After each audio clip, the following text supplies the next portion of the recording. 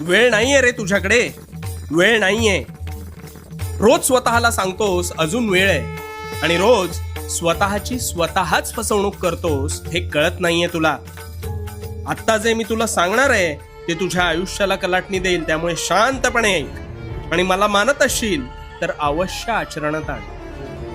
तुला असं कित्येक वेळेस वाटतं ना, अरे खूप पटकन गेलं हे वर्ष, कळलंच नाही, खूप लगेच पुन्हा तेच सण आले. तर हो, या पृथ्वीचा वेग तसाच आहे, पण तुझ्या कार्याचा वेग मात्र मंदावलाय हे तू विसरतोस. ही धरणी त्याच वेगाने घिरट्या घालतीये, पण तू मात्र तुझ्या सुप्त मनाच्या आरामशाही जाळ्यात अडकून पडलायस. कसं ते सांगतो. तू ठरवतोस उद्यापासून अमुक एक गोष्ट चांगली करू, पण तो उद्या काही तुझ्या आयुष्यात उजाडत नाही, आणि जरी उजाडला तरी परवा तुझा तोच संकल्प संपुष्टात आलेला असतो.